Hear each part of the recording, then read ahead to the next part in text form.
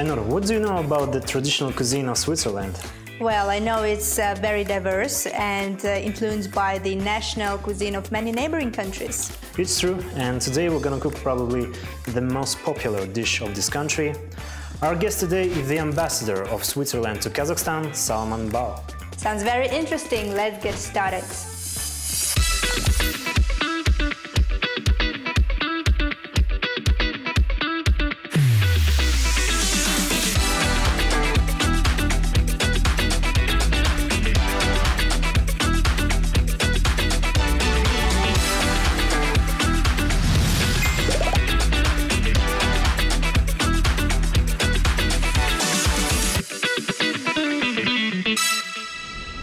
So this is our kitchen. Welcome. We have the bunch of ingredients here and we're really looking forward to know what are we going to cook today.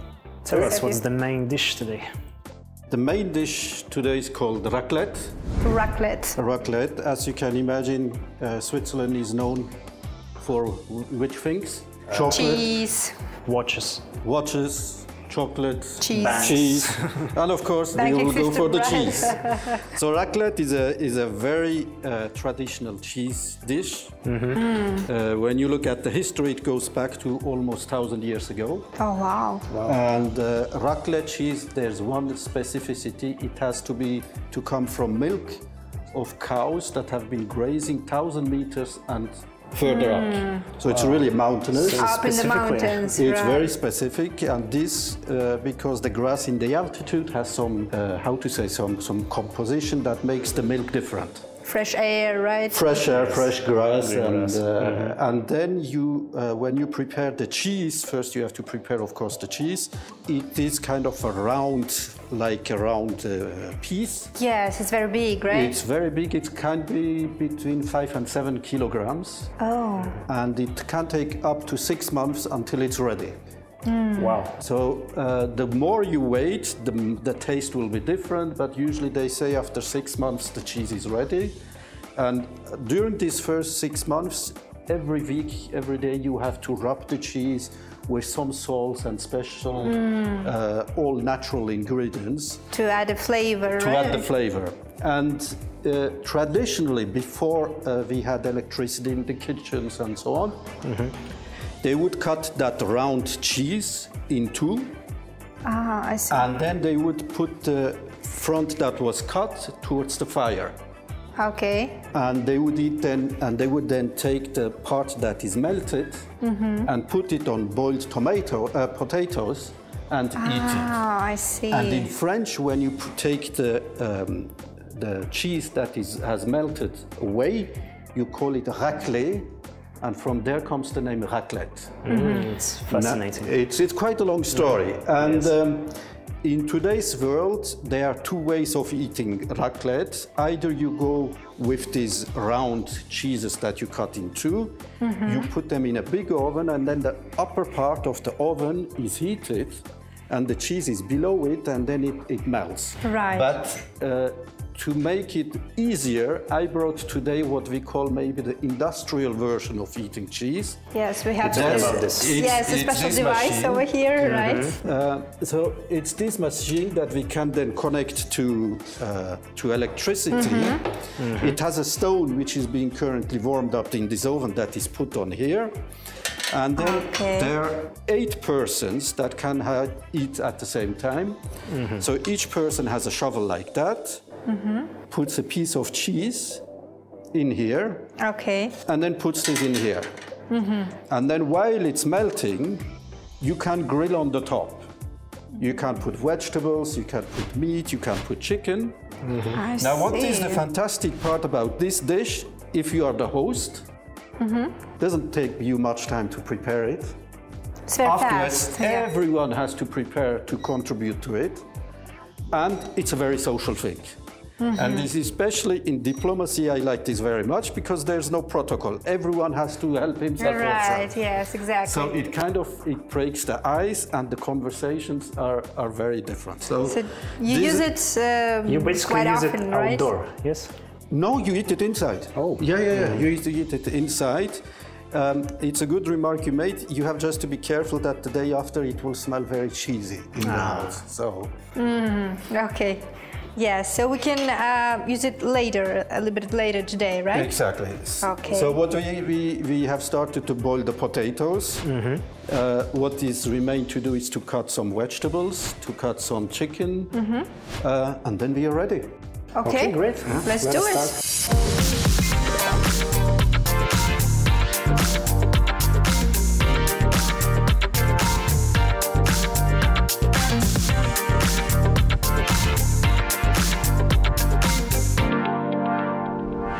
So you decide which ones you want to cut and which ones I want to cut. What would you Let like me to go cut, with what? I think I can cut the cabbages. Eggplants, right? Yes. And I go with zucchini. And I take the onion. Okay, great. This one is for you, please. Thank you. Now let us have some knives. And actually, we have gloves first. Okay. There's one pair for you, dear ambassador. Please take it. Thank you very much. Oh yes, Ainur. it's good that you remember this very essential detail, right? I care about our safety. Yeah. We were talking This about one is food for you. safety, right? Yes. And then maybe in the meantime, usually raclette, when you eat it, either you drink hot tea or white wine with it. Oh. Okay. So since it's lunchtime, I think we go rather for tea. Yes. So maybe someone can already prepare some hot Fortunately water. Yes. Just to continue. Yes, the day. Exactly. Yes. So Let there's us have a knife. Okay. Let me have the biggest one. Just do it in kind of not all too big, too small, kind of medium-sized pieces for the grill. So I do just slice. Yes? Exactly. Just Slices, right? Yeah. Okay. So this dish is considered to be like the main national dish of Switzerland. I would say there are most probably two national dishes. One is called fondue. That's also cheesy. Fondue, of course. That you eat in a pan. Everyone has the spoon and they eat with bread, cheese, melted cheese in the pan. And this is the second national dish. But it's interesting what you're saying because usually when in other countries when you do the national dish, I think it takes people hours to prepare it. I don't know, how long does it take to prepare beşparmak? It's like 2.5 hours. Exactly. The Swiss national dish, you just boil potatoes, melted cheese, you have it in 10 minutes. Yeah. So it's very efficient and very quick.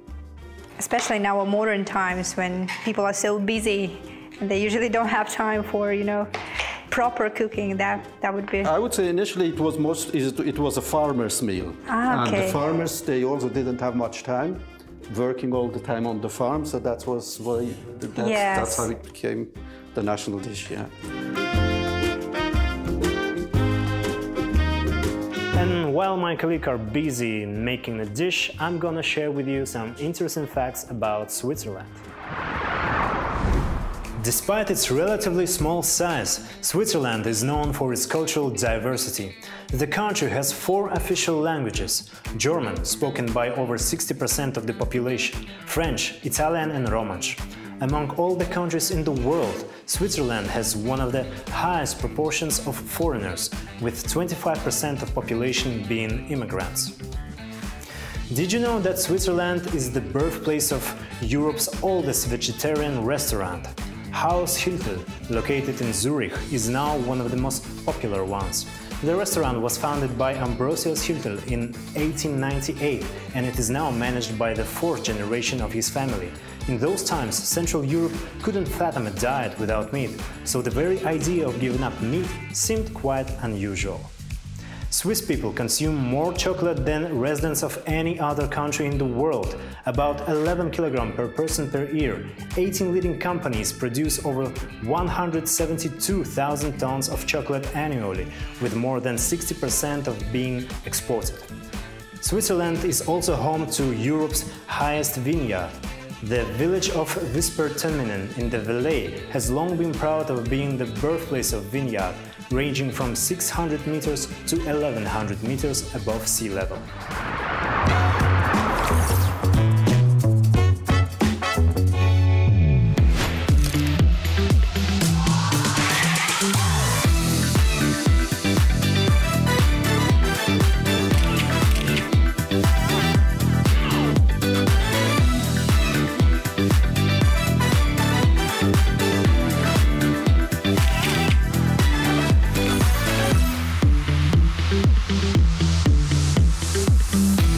have like different versions of this dish here, depending on the region, on a...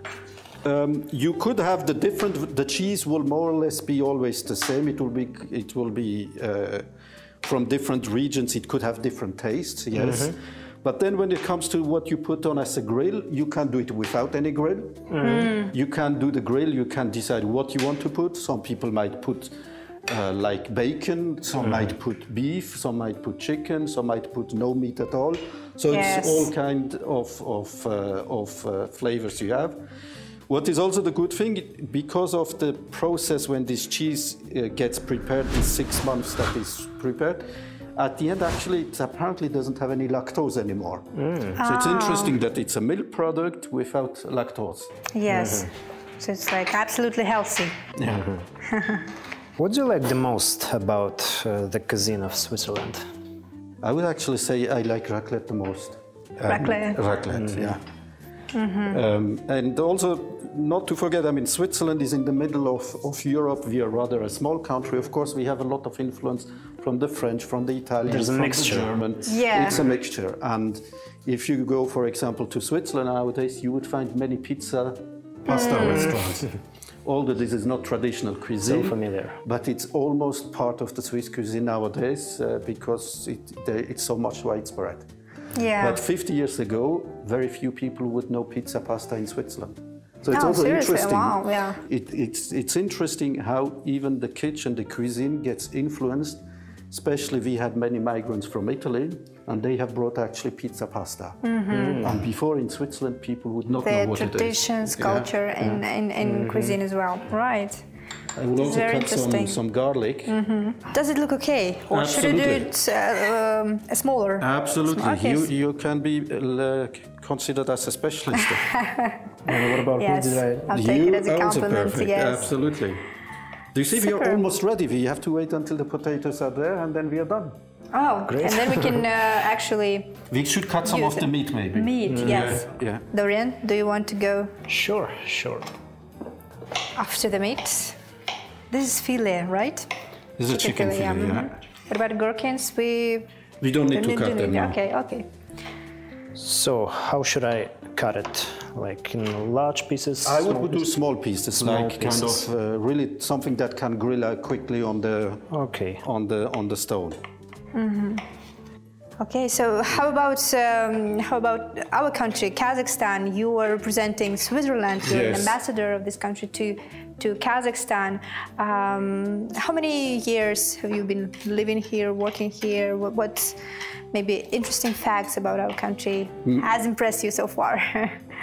Actually, on the official site of the Embassy of Switzerland, I read your welcome message, and you said that Kazakhstan and Switzerland are two very different countries, but have some much comparable things. Similarities, right? Similarities, yes. What kind of similarities? What kind? Oh, there are many. First of all, you have many ethnic groups, like we do. You are a multilingualistic country. You have 2 official languages, we have 3. You are a landlocked country. Yes. We are a landlocked country. Your neighbors, some of them are very powerful.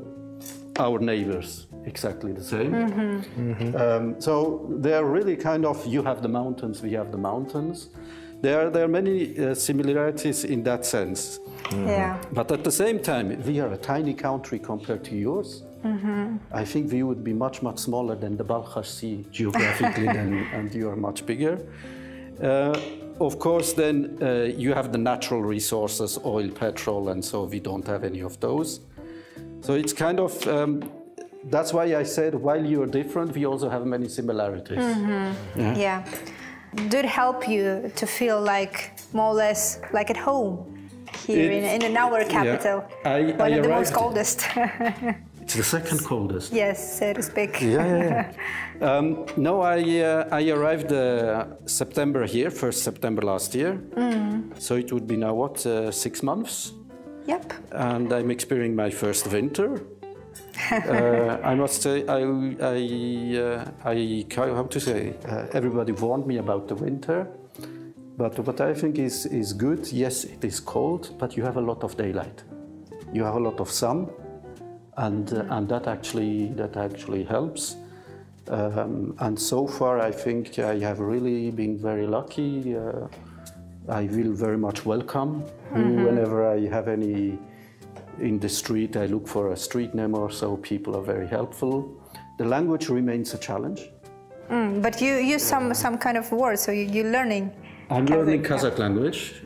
Wow. So it's not easy. But you do quite good progress, I believe. I heard that the longest word in Kazakh has 42 letters. Right, yes. So with all the endings. But I'm getting there. Actually, I'm lucky because I speak Turkish, so it helps quite a bit to learn the Kazakh language. I hope that I will never write a book or something in Kazakh language, but just to understand the taxi driver and the rest to communicate.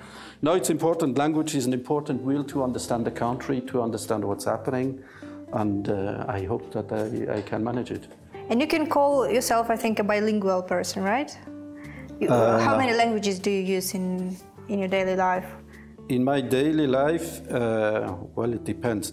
But I speak 7 languages. 7 languages. Oh my God. Wow, that's amazing. Yeah. That's, but not Kazakh. Doesn't help not me. Kazakh, yes, but everything is ahead. What languages do you speak? So German, French, English, Norwegian, Spanish. That's interesting. Kurdish and Turkish. Wow. So it's all thanks to your diplomatic work, yes? Yes and no. Yes and no. I mean, many of those languages I spoke before I became diplomat. Oh, even earlier. Earlier, yeah. I was born in Turkey, so I went to school in Turkey. That's where I learned Turkish. I'm of Kurdish origin. At home we spoke Kurdish.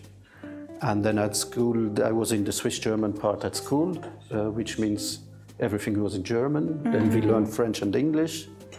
Wow, it's a unique experience, right? Yeah, of course. Experience. That's great. But I should have learned Kazakh. It would have been much more helpful. But if you know Turkish, I mean, Kazakh, yes, shouldn't be a problem. So I suggest that. Is it enough? That's more than enough. Yes, that's more than enough. Yeah. You know that Kazakhs are, meat lovers. I know. I know, we can eat everything. Yes, what's related to the meat. So then I suggest we bring the machine over to the other side. Well, let's do that. And then we bring what we have cut. Maybe we put on some plates. Yes? Yeah, we take it with us. Okay.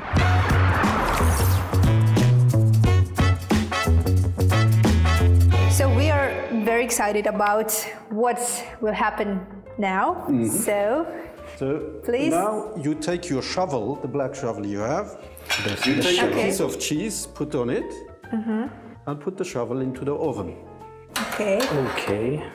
Oh, this is, the whole procedure. Exactly. And then while the cheese is melting, you put some vegetables, meat that you want on the grill. Before doing that, maybe do a little bit of olive oil so that sometimes it gets... so that it doesn't kind of stick. Yes. Okay. And then you choose yourself what you want. You want some onion, you want some potato. Potatoes you keep for later. Can I put pickles? They don't go in here. Okay. What about eggplants and this zucchini? you can take, absolutely. It's so interesting. It's kind of exotic. I'm doing it for the first time. Yeah. So. Okay. You kind of put here, and then also some chicken. Maybe if we can have 1 fork for the chicken so that we don't mix the meat with. Okay. And then some onions. And the nice part about these dishes, as I said before, everybody has to work. Just put them in here. Kind of very interactive. I love it. Very interactive activity. And then those who want, you can also put some garlic on your cheese, for example. That's what I love to do. But that depends very much whether you like garlic or not. Exactly. Then we can also put some chicken in here, like that. And it will be prepared, right? Will be cooked. Well, I hope so. Yep. Okay. Because it's very hot, right? Yeah. It's like a grill. It's like a grill. Oh. Yes, so please be careful, guys. Yes, and it's kind of sticky. Maybe we should add some extra oil. I think that will come because it's just Try to put the meat where the oil is. Okay, yeah. Yeah. And then you have to turn around the chicken, especially from time to time. So we can say like almost every family in Switzerland has this kind of device, and it's Many would have it, yeah. Regular. Many would have it, yes. Okay. Yes. And people eat it at various occasions. Some eat it maybe for New Year's Eve. Some could eat it for birthday parties. Some eat it kind of on a daily basis. It just depends on the families. There's no fixed tradition. It's really... And here you see the vegetables, they are getting grilled.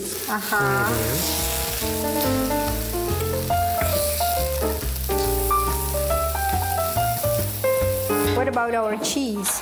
The cheese you have to wait until it's starting to melt, but you have to wait. Yes, okay. in the middle.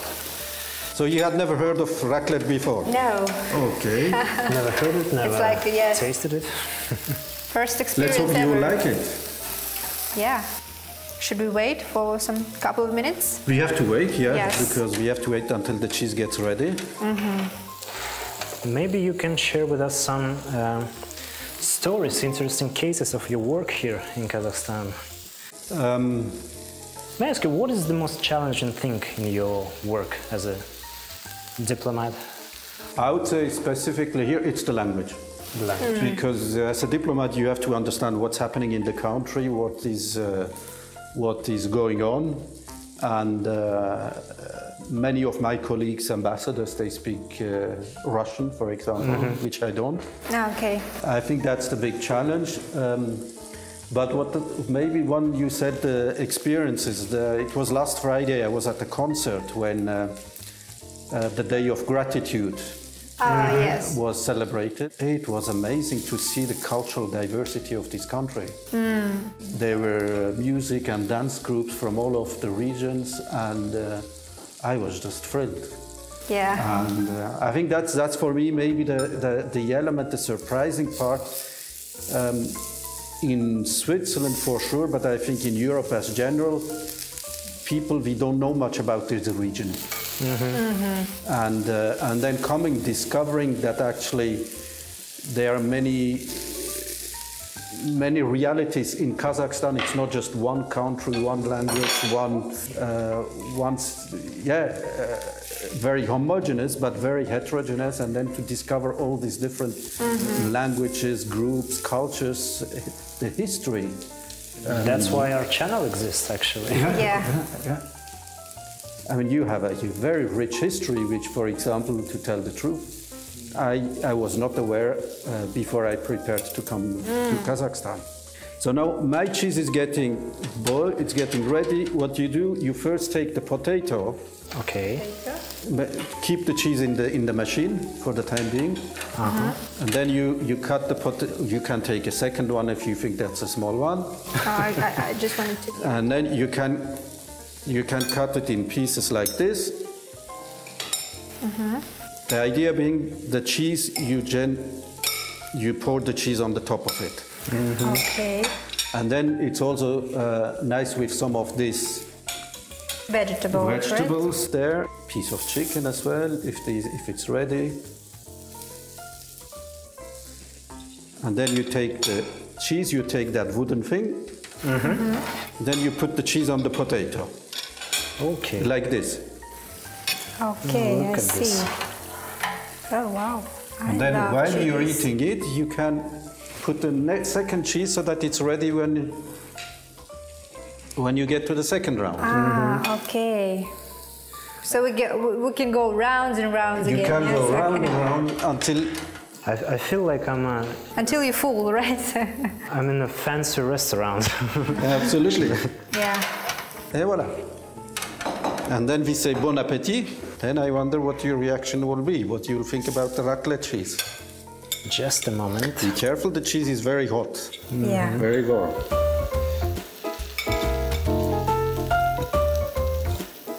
I think it's gonna be perfect because I love cheese. Of course, you can any conditions. You can put salt, pepper, whatever you like. What do you think? It's good. Exactly. What do you think? Does it remind you of some other dishes? Or? Yes, it has some similarities. It's so tasty. Yes. No, it's great. It's great. Similarities with what? All kinds of dishes with, I forgot the exact name, with cheese, when cheese is like melting. Yes, but I think this particular dish has its own uniqueness. Yeah. Yeah. I think it's the way the cheese is prepared. Yes, exactly. Absolutely. Gorgeous. Good to hear that you like it. I'm loving it. And I think with grilled vegetables it goes, yes, very, very good. What Swiss people drink with this dish, along with this dish? There are two options. I mean, first of all, everybody can drink whatever wants to, but since you have melted cheese in the stomach, for the digestion, it is said, I don't know whether it's proven, it is said that we should drink white wine or hot tea. We have hot tea with us today, so I think that's great. We can do it right now. Really, really good. But unfortunately, we don't have this device, so we'll be waiting for your invitation. With pleasure. Yes, to taste it. I think we should bring to the Kazakh market Swiss companies who produce that kind of machines. Yeah. Absolutely. Here in our local market, right? After all, Switzerland is on the top list of investors in Kazakh economy. Exactly. We are actually the third biggest investor. And what I'm also happy is that Swiss companies are more and more also producing here. It's not only import-export. Yeah. And this, I think, is very important for Kazakhstan as well, that production is happening here. And I mean, also, this when we were talking before about the differences and similarities, one big difference is that we have only one natural resource, water. Yes. We don't have oil, we don't have gas and all that.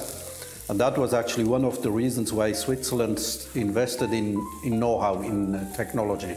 Yes. And that's why we have some of the best researched universities, because we realized if you want to survive, you have to bring an added value. We don't have any natural resources, and the only added value we could make was know-how, technology. And in that sense, that was maybe our luck that in that situation we didn't have any natural resources. But I see also the Kazakh government, how much efforts you are putting now to come away from the economy based only on petrol and oil. And also the water management is a very big topic. Very big topic. Big topic and important here in this region, Central Asian region. I think, yes, partnership with Switzerland is very vital in this regard. Okay, and I want to offer you maybe to mix it with the cup of tea. With pleasure. Yes. Yes.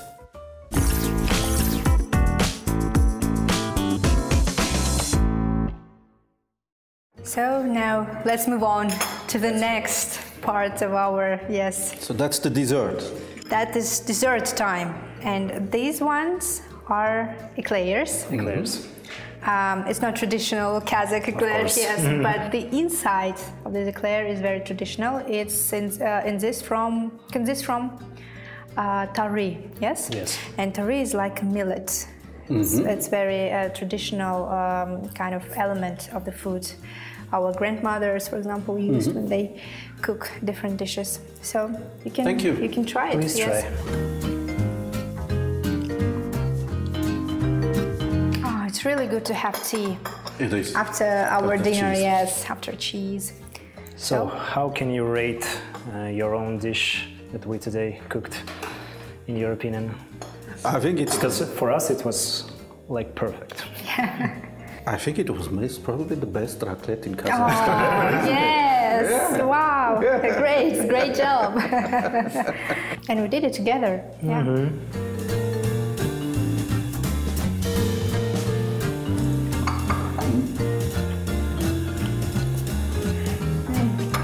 I can taste the tari ingredient in it. Tari, it's called. Yes, it's called tari. Tarı. From which region is it? It's universal. Oh, yes. Universal Kazakh ingredient. Very good. Yeah. Great. Discovered it. I didn't know about this dessert before. And I guess we've got one more specific present for you. So, this is also a Kazakh sweet. Is for you. It's made of chocolate and millet as well. Thank you. So the millet part is inside, yeah. Very good. You will feel it. Thank you very much. I'll try it. You're welcome. But talking about chocolate, well, you cannot imagine the Swiss ambassador coming without any chocolate. Oh, yeah. So there is a piece of chocolate on the table. That's exciting. So you cannot imagine the Swiss ambassador without any Swiss chocolate. So that's why a real Swiss chocolate with the Matterhorn, of course, the famous mountain. Yeah. And I actually have only one. Sorry, you have to share. It's no problem. I think it would be a very great present for our program. Thank you very much. Thank you. Guys, that's it for today. Today we had our guest, the ambassador of Switzerland, Salman Bal. So see you next time.